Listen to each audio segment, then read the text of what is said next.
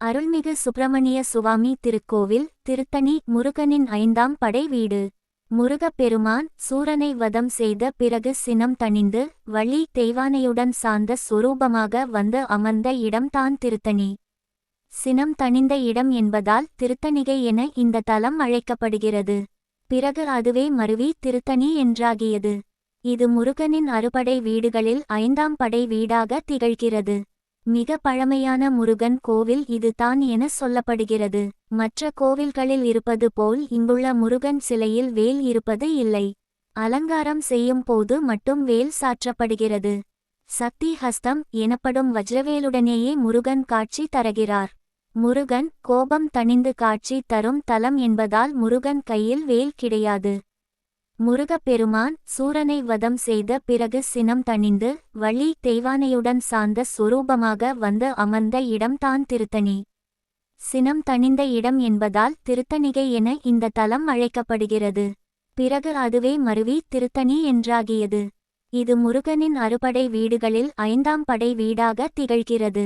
மிக பழமையான முருகன் கோவில் இது தான் என சொல்லப்படுகிறது. மூலவர் சுப்பிரமணிய சுவாமி. உற்சவர் சண்முகர். தாயார் வள்ளி தெய்வானை. தலவிருட்சம் மகுடமரம். தீர்த்தம் இந்திர தீர்த்தம் சரவண பொய்கை சரஸ்வதி தீர்த்தம் மடசெட்டிக்குளம் நல்லாங்குளம். புராண பெயர் சிறுதணி. தல வரலாறு. திருத்தணி மலைப்பகுதியில் வசித்த வேடர்களின் தலைவனாக நம்பிராஜன் இருந்தான். ஒருமுறை காட்டுக்குச் சென்றபோது ஒரு குழந்தையை வள்ளிக்கொடியின் அடியில் கண்டான். இந்த குழந்தை திருமாலின் புதல்வி. சந்தர்ப்பவசத்தால் பூமிக்கு வந்தவள். குழந்தைக்கு வள்ளி என பெயர் சூட்டி வளர்த்தான். பருவம் அடைந்த வள்ளி தினைப்புனம் காத்து வந்தாள். அவளை ஆட்கொள்ள முருகன் முதியவர் வடிவில் வந்தார். வள்ளி மேல் காதல் கொண்டார். அவளை திருமணம் செய்ய ஆசைப்பட்டு தன் அண்ணன் கணேசனின் உதவியை நாடினார். கணேசர் யானை வடிவெடுத்து வள்ளியை பயமுறுத்தினார். பயந்தோடிய வள்ளி கிழவர் முருகனை தழுவிக் கொண்டாள். அவரது திருமேனி பட்டதுமே வந்திருப்பது முருகன் என அறிந்த வள்ளி அவருடன் இணைந்தாள். வள்ளியை பயமுறுத்திய விநாயகர் ஆபத்சகாய விநாயகர் என்று பெயர் பெற்றார். மலைப்பாதையில் விநாயகரும் வள்ளியும் அமர்ந்திருக்கும் சந்நிதி உள்ளது. திருச்செந்தூரில் சூரசம்ஹாரம் செய்த முருகன் கோபம் தணிந்த இத்தலம் திருத்தணிகை எனப்பட்டு திருத்தணி எனச் சுருங்கியது. கோவில் அமைப்பு. வருடத்தில் நாட்களை குறிக்கும் வகையில் 365 படிகள் கொண்டதாக இக்கோவில் அமைந்துள்ளது. இங்குள்ள உற்சவர் சன்னதி 1,00,000 ருத்ராட்சங்களால் ஆன ருத்ராட்ச மண்டபமாக உள்ளது. இந்திரன் தனது ஐராவதத்தை தெய்வானைக்கு கல்யாண பரிசாக தந்த தலம் இது.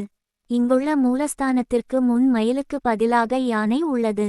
அதுவும் முருகனை நோக்கி இல்லாமல் வாசலை நோக்கி பார்த்தபடி இருப்பது விசேஷமான தரிசனம். வேல் இல்லாத வேலன். மற்ற கோவில்களில் இருப்பது போல் இங்குள்ள முருகன் சிலையில் வேல் இருப்பது இல்லை.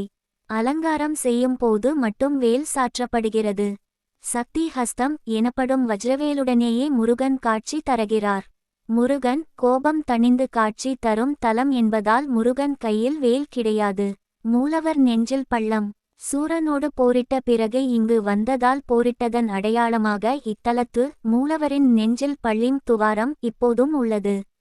முருகனை வழிபட்ட இந்திரனால் உருவாக்கப்பட்ட கல்ஹார தீர்த்தம் மலையில் உள்ளது. மூலவர் சன்னதியில் மேல் உள்ள விமானம் 6 தளங்களை கொண்டது. இத்தலத்திற்கு குன்றுதோராடல் என்ற சிறப்பு பெயரும் உண்டு.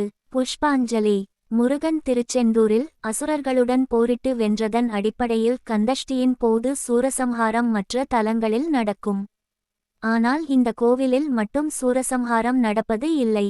அன்று முருகனை குளிர்விக்க 1000 கிலோ மலர்களால் புஷ்பாஞ்சலி செய்வர். இருப்பினும் முருகனின் அருளை பெற வேண்டி கந்தஷ்டி விழா கோலாகலமாக கொண்டாடப்படுகிறது. கஜவள்ளி. இங்குள்ள கஜவள்ளி வள்ளியும் தெய்வானையும் இணைந்த அம்சமாக அருள்பாலிக்கிறாள். வலது கையில் வள்ளிக்குரிய தாமரையும் இடக்கையில் தெய்வானைக்கு உரிய நீலோத்பவ மலரும் வைத்திருக்கிறாள். தங்கத்தேர் புறப்பாடு இல்லாத வெள்ளிக்கிழமைகளில் கஜவள்ளியின் கிளி வாகன பவனி நடக்கும். சந்தன பிரசாதம். முருகனுக்கு இந்திரன் காணிக்கையாக கொடுத்த சந்தனக்கல்லில் அரைக்கப்படும் சந்தனமே சாத்தப்படும். இதில் சிறிதளவை நீரில் கரைத்து குடித்தால் நோய் தீரும். விழா காலத்தில் இந்த பிரசாதம் கிடைக்கும். ஆடி கார்த்திகை. முருகப்பெருமானை இந்திரன் ஆடி கார்த்திகையன்று கல்ஹார புஷ்பம் என்னும் மலரால் வழிபட்டதாக தல வரலாறு கூறுகிறது. 3 நாள் நடக்கும் இந்த விழாவில் அடிவாரத்திலுள்ள சரவண பொய்கைக்கு சுவாமி எழுந்தருள்வார். இந்த நாளில் மலர்காவடி எடுத்து முருகனை வழிபடுவோர் நினைத்தது நிறைவேறும். ஆடிகார்த்திகையன்று தெப்பத் திருவிழா நடக்கும். கடைசியாக விநாயகர் தரிசனம். அனைத்து கோவில்களிலும் விநாயகரை வழிபட்ட பிறகு தான் மற்ற தெய்வங்களை வழிபடுவது வழக்கம். ஆனால் இந்த தலத்து ஆபத்சகாய விநாயகரை கடைசியாக தான் வணங்கும் வழக்கம் உள்ளது. வேறு எங்கும் காண முடியாத விஷ்ணுதுர்க்கை சன்னதியும் உள்ளது. முருகனுக்கு வெந்நீர் அபிஷேகம். மூலஸ்தானத்திற்கு பின்புறமுள்ள சுவரில் குழந்தை வடிவில் ஆதி பாலசுப்பிரமணியர் இருக்கிறார். கைகளில் அட்சரமாலை கமண்டலத்துடன் இருக்கும் இந்த முருகன் தான் வள்ளி திருமணத்திற்கு முன்பு இங்கு எழுந்தருளியிருந்தார் என சொல்லப்படுகிறது. இவருக்கு மார்கழி திருவாதிரையில் வெந்நீரால் அபிஷேகம் நடக்கிறது. குளிர்காலம் என்பதால் முருகன் மீதான அன்பினால் இந்த அபிஷேகம் நடத்தப்படுகிறதாம். புத்தாண்டில் படி பூஜை. புத்தாண்டிற்கு முதல் நாள் இரவில் ஒவ்வொரு படிக்கும் என 365 படிகளுக்கும் மஞ்சள் குங்குமம் வைத்து கற்பூரம் ஏற்றி பூஜித்து திருப்புகழ் பாடப்படுகிறது. அனைத்து படிகளுக்கும் பூஜை செய்த பிறகு நள்ளிரவு 12 மணிக்கு முருகனுக்கு விசேஷ பூஜை நடக்கிறது. தமிழ் புத்தாண்டில 1008 பால் குட அபிஷேகம் நடக்கிறது. 4 நாய்களுடன் பைரவர். இந்த தலத்தில் 4 நாய் வாகனங்களுடன் உள்ள பைரவரை தரிசிக்கலாம். ஒரு நாய் பைரவருக்கு பின்புறமும் 3 நாய்கள் பீடத்தை சுற்றியும் உள்ளன. இவை 4 வேதங்களாக கருதப்படுகின்றன. இவரை வழிபட்டால் கல்வியில் புலமை பெற முடியும். 2 திருக்கல்யாணம். சித்திரை பிரம்மோற்சவத்தில் தெய்வானை திருமணமும் மாசியில் வள்ளி திருமணமும் நடக்கிறது. பள்ளியறை பூஜையின் போது ஒரு நாள் தெய்வானையும் ஒரு நாள் வள்ளியுமாக முருகனுடன் அருள் செய்கின்றனர். விழாக்கள். மாசி பெருந்திருவிழா வள்ளி திருக்கல்யாணம் 10 நாட்கள். சித்திரை பெருந்திருவிழா தெய்வானை உற்சவம் 10 நாட்கள். ஆடி கிருத்திகை நாளில் 10 லட்சம் காவடிகள் எடுத்து வருவது பிரம்மாண்டமாக இருக்கும். கிருத்திகை தமிழ் ஆங்கில புத்தாண்டு தீபாவளி பொங்கல் போன்ற விசேஷ நாட்களிலும் செவ்வாய்க்கிழமைகளிலும் பக்தர்கள் அதிக அளவில் திரண்டு வழிபடுவர். பிரார்த்தனை. திருமண வரம் குழந்தை வரம் குடும்ப ஐஸ்வர்யம் தீர்க்க ஆயுள் பெற இத்தல முருகனை வேண்டிக் கொள்கிறார்கள். இத்தல முருகனை வணங்கினால் எப்படிப்பட்ட குழப்பங்களும் கோபமும் விலகிவிடும் என்பது பக்தர்களின் நம்பிக்கை. வேண்டுதல் நிறைவேறிய பக்தர்கள் மொட்டை போடுதல் எடைக்கு எடை நாணயம் வழங்குதல் பொங்கல் படைத்தல் சுவாமிக்கு சந்தன காப்பு பஞ்சாமிர்த அபிஷேகம் பால் அபிஷேகம் அன்னதானம் நெய்விளக்கேற்றுதல் பால்குடம் எடுத்தல் காவடி எடுத்தல் ஆகியவை செய்து நேர்த்திக்கடன் நிறைவேற்றுகின்றனர். திருமண தடை உள்ளவர்கள் முருகனுக்கு திருக்கல்யாணம் செய்கின்றனர். கோவில் திறக்கும் நேரம். காலை 6 மணி முதல் இரவு 9 மணி வரையில் கோல் தொடர்ந்து திறந்திருக்கும். அமைவிடம்.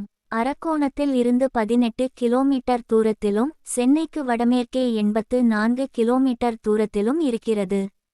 இது தொண்டை நாடு என்ற பகுதியில் உள்ளது. தேவர்களுக்கு தீராத துன்பம் கொடுத்து வந்த சூரபத்மனுடன் போர் புரிந்து தேவர்களின் துயரத்தை நீக்கி வள்ளியை மணந்து கொள்ள வேடர்களுடன் விளையாட்டாக போர் புரிந்து கோபம் தணிந்து அமர்ந்த தலம் திருத்தணிகை.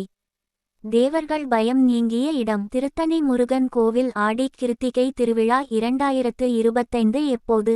திருத்தணி முருகன் கோவில் முருகப்பெருமானின் அறுபடை வீடுகளில் 5வது படைவீடாக திகழ்கிறது. இங்கு ஆடிக்கிருத்திகை விழா மிகவும் கோலாகலமாக கொண்டாடப்படும். முருகப்பெருமான் சூரனை வதம் செய்த பிறகு கோபம் தணிந்து அமர்ந்த தலம் என்பதால் மன அமைதி வாழ்வில் நிம்மதி வேண்டுபவர்கள் இங்கு வந்து வழிபடலாம். இங்கு ஆடிக்கிருத்திகை நாளில் வந்து வழிபடுவது மிகவும் சிறப்புக்குரியதாகும். ஆடி மாதம் அம்மனுக்குரிய மாதம் மட்டுமல்ல முருகப் பெருமானின் வழிபாட்டிற்கும் மிகவும் ஏற்றதாகும். ஆடி மாதத்தில் முருகப் பெருமானுக்கு எடுக்கக்கூடிய மிக முக்கியமான விழாக்களில் ஒன்று ஆடி கிருத்திகை. இவ்விழா அனைத்து முருகன் கோவில்களிலும் மிகவும் சிறப்பாக கொண்டாடப்படுவது உண்டு. முருகப் பெருமானின் அறுபடை வீடுகளில் ஒன்றான தணிகை மலை என போற்றப்படும் திருத்தணியில் ஆடி கிருத்திகை விழா வெகு சிறப்பாக கொண்டாடப்படுவது வழக்கம். ஆடி மாதத்தில் வரும் கிருத்திகை நட்சத்திரத்தை ஆடி கிருத்திகையாக கொண்டாடுகிறோம். ஆடி மாதம் தட்சிணாயன காலத்தின் தொடக்கம். இது தெய்வ வழிபாடுகளுக்கு மிகவும் உகந்த மாதம். இந்த மாதத்தில் வரும் கிருத்திகை நட்சத்திரம் ஆன்மீக ரீதியாக மிகவும் சக்தி வாய்ந்ததாக கருதப்படுகிறது.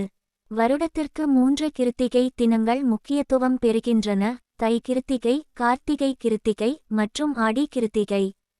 இந்த 3 கிருத்திகைகளை முக்கோடி கிருத்திகை என்று அழைப்பர். இந்த 3 நாட்களில் விரதம் இருந்து முருகனை வழிபட்டால் வருடம் முழுவதும் விரதம் இருந்த பலன் கிடைக்கும் என்பது ஐதீகம். செவ்வாய் தோஷத்தால் திருமண தடை உள்ளவர்கள், குழந்தை பேருக்காக காத்திருப்பவர்கள், நோய் தீர, செல்வம் சேர, உயர் பதவி கிடைக்க, தொழில் வளர்ச்சி பெற, கர்ம வினைகள் நீங்க, வீடு வாகன யோகம் அமைய, கடன் தொல்லையில் இருந்து விடுபட, ஞானம் பெற ஆடி கிருத்திகையில் விரதம் இருந்து முருக பெருமானை வழிபட்டால் வேண்டியது கிடைக்கும் என்பது நம்பிக்கை. மற்ற முருகன் கோவில்களில் கொண்டாடப்படுவதை விட திருத்தணியில் ஆடிக்கிருத்திகை மிகவும் விசேஷமாக கருதப்படுகிறது. ஆடிக்கிருத்திகை அன்று லட்சக்கணக்கான பக்தர்கள் தமிழகம் மட்டுமின்றி ஆந்திரா, கர்நாடகா, கேரளா போன்ற மாநிலங்களில் இருந்தும் திருத்தணிக்கு யாத்திரையாக வந்து காவடி எடுத்து, அலகு குத்தி, பால்குடம் சுமந்து, முடி காணிக்கை செலுத்தி தங்கள் நேர்த்திக்கடனை செலுத்துவார்கள். ஆடிக்கிருத்திகை அன்று தொடங்கி 3 நாட்கள் தெப்பத் திருவிழா நடைபெறும். சரவண பொய்கை திருக்குளத்தில் தெப்பம் கட்டப்பட்டு உற்சவர் வள்ளி தெய்வானை சமேத முருகப்பெருமான் தெப்பத்தில் எழுந்தருளி பக்தர்களுக்கு காட்சி தருவார். ஆடிக்கிருத்திகை அன்று திருத்தணி முருகன் தங்க கவசம், தங்கவேல், தங்க கிரீடம், பச்சை மாணிக்க மரகதக்கல் மற்றும் வைர ஆபரணங்கள் ஆகியவை அணிந்து பக்தர்களுக்கு காட்சி தருவார். இதை காண்பதற்கே கோடி கண் வேண்டும். ஆடிக்கிருத்திகை அன்று திருத்தணி முருகனை வழிபட்டால் கர்ம வினைகள் நீங்கும், செவ்வாய் தோஷம் அகலும், திருமண தடைகள் நீங்கும் என்பது ஐதீகம். குழந்தை பாக்கியம் இல்லாதவர்களுக்கு குழந்தை பாக்கியம் கிடைக்கும், தீராத நோய்கள் நீங்கும், நிலையான செல்வம் மற்றும் செழிப்பு உண்டாகும் என்பது நம்பிக்கை. திருத்தணி ஆடிக்கிருத்திகை விழா 2025. திருத்தணி சுப்பிரமணிய சுவாமி கோவிலில் ஆடிக்கிருத்திகை விழா 5 நாட்கள் உற்சவமாக நடைபெறும். இந்த ஆண்டு ஆகஸ்ட் 14ஆம் தேதி அஸ்வினி கிருத்திகையும், ஆகஸ்ட் 15ஆம் தேதி பரணி கிருத்திகையும், ஆகஸ்ட் 16ஆம் தேதி ஆடி கிருத்திகை மற்றும் முதல் நாள் தெப்ப உற்சவமும், ஆகஸ்ட் 17ஆம் தேதி 2ஆம் நாள் தெப்ப உற்சவமும், ஆகஸ்ட் 18ஆம் தேதி 3ஆம் நாள் தெப்ப உற்சவமும் நடைபெற உள்ளதாக அறிவிக்கப்பட்டுள்ளது. முருக பெருமானின் ஜென்ம நட்சத்திரம் கார்த்திகை ஆகும். இருப்பினும் பூச நட்சத்திரமும் முருகனுக்கு உகந்த நட்சத்திரமாக கருதப்படுகிறது. வைகாசி விசாகம் முருகனின் பிறந்த நாளாக கொண்டாடப்படுகிறது. விளக்கம்: கார்த்திகை நட்சத்திரம் சிவபெருமானின் நெற்றிக் கண்ணிலிருந்து தோன்றிய 6 பொறிகள் சரவண பொய்கையில் விழுந்தன. அங்கு கார்த்திகை பெண்கள் முருகனை வளர்த்தனர். இது கார்த்திகை நட்சத்திரத்தில் நிகழ்ந்தது. அதனால் இது முருகனின் ஜென்ம நட்சத்திரம் என்று கருதப்படுகிறது. பூச நட்சத்திரம் கந்தபுராணம் கூறுவதன்படி கார்த்திகை பெண்கள் முருகனை தாமரை மலர்களால் தாங்கியது பூச நட்சத்திரத்தில் தான். எனவே பூச நட்சத்திரமும் முருகனுக்கு உகந்ததாக கருதப்படுகிறது. வைகாசி விசாகம் வைகாசி மாதத்தில் வரும் விசாக நட்சத்திர நாளில் முருக பெருமான் அவதரித்ததாக கொண்டாடப்படுகிறது. மற்ற நட்சத்திரங்கள் விசாகம், கிருத்திகை, பூரம், உத்திராடம் போன்ற நட்சத்திரங்களும் முருக பெருமானின் அருளை பெற்ற நட்சத்திரங்களாக கருதப்படுகின்றன. செவ்வாய்க்கிழமையும் விசாக நட்சத்திரமும் இணைந்து வரும் அற்புதமான நாளில் கந்த சஷ்டி கவசம் சொல்லி வழிபடுவதால் கேட்டதையெல்லாம் தந்தருள்வான் வள்ளி மணாளன். செவ்வாய்க்கு நாயகன் முருகப் பெருமான். அதனால் தான் முருகப்பெருமானுக்கு உரிய நாளாக செவ்வாய்க்கிழமை போற்றப்படுகிறது. அதனால் தான் முருகக் கடவுளுக்கு செந்நிற மலர்கள் கொண்டு அலங்கரிக்கப்படுகிறது. செவ்வாய்க்கிழமைகளில் சிவமைந்தனை வணங்கி தொழுதால் செவ்வாய் முதலான தோஷங்கள் நீங்கும். செவ்வாயின் பலம் கிடைக்க பெறலாம். திருமண தடைகள் நீங்கும். இதுவரை இருந்த தொழிலின் இரக்கங்கள் என்கிற நிலையெல்லாம் மாற்றியருளுவார் வெற்றிவேலன்.